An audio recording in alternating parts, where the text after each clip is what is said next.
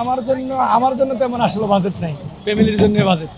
আমরা তো মনে করেন ভাই ঈদ যে কই করবো এটা আল্লাহ পাক জানে। পাবলিকের সেবা দেই, পাবলিককে সেবা দেওয়ার পরে কোন জায়গার মধ্যে ঈদ করবো এটা আল্লাহ পাকই জানে। ইচ্ছা তো আছে বাড়ি ঘরে বউ পোলা বাংলা ঈদ করার লেগে। আমরা তো কখনো বাড়িতে ঈদ করতে পারি না, কারণ আমরা যাত্রী সেবা, আমাদের এটা সেবা পরিবহন।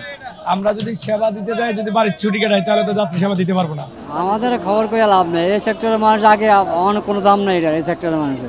আমরা এই যে মোটর গাড়িতে এত উপকার করি, তারপর মোটর গাড়ির দোষ। এই আলাদা গাড়ির মধ্যে উঠিয়া যে সব সিনারি করে, অনেক সিন করে, মানে মানুষের কোনো দাম দেয় না, স্টাফকে কোনো দাম নাই।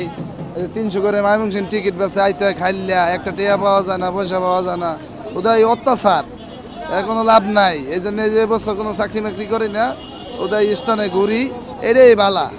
এই চাকরি করে টেয়া না কামাই করে ওই স্টানে পিছিয়ে বসে থাকা অনেক ভালো, এই জন্য চাকরি কথা করি না।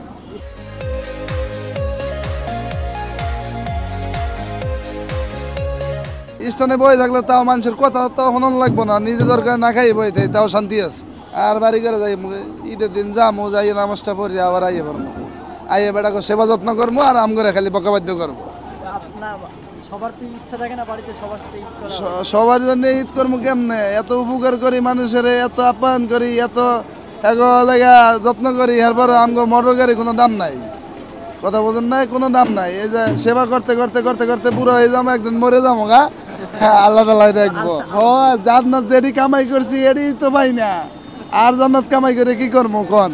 ঈদ কেমনে করবো? শ্রমিক গরিব মানুষের ঈদ আছে নাকি? আমরা সবসময় রাস্তায় থাকতে হয়, প্রশাসন, সাংবাদিক ভাই, আমরা শ্রমিক আছি, এদের ঈদের কোনো ইয়া নাই, নিশ্চয়তা নেই, রাস্তায় থাকা তা তো আছে, তারপরে পরিস্থিতির শিকার। মালিক পক্ষে কত মালিকের তো ইনকাম পায় না, মালিকও করতে দেবো। আপনি পাইলেন না, আপনি স্টাফে দিতেন, আপনারা নাই, আপনি দিবেন করতে কোনো ইয়ে নাই।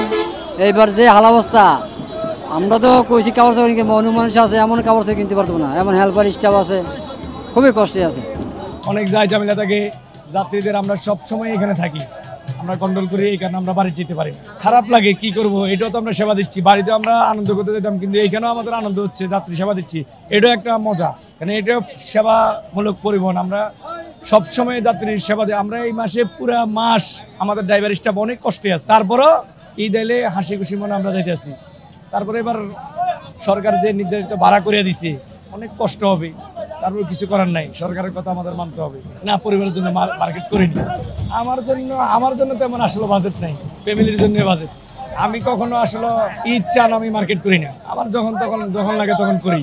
জি, নিজেদের জন্য ভাবি কম, ছেলে সন্তান এদের জন্য ভাবি। এরকমই বাড়িতে যাইতে পারে না অনেকেই, কারণ যাত্রী সেবা দিতে হয়। মূলত আমরা সেবক, যে পর্যন্ত আমাদের সেবার কার্যক্রম থাকে ওই পর্যন্ত আমাদের থাকতে হয়। মার্কেট এখন করি নাই, আশা আছে যদি কামাই করতে পারি তাহলে করব। কারণ পুরা না কাউকে কিছু দিতে পারি না এখনো, কারণ ঈদের বাজার যে রোজার মধ্যে যে অবস্থা গেছে আমাদের দেখার আসলে কি বলবো, এখন বললে অনেক কিছু।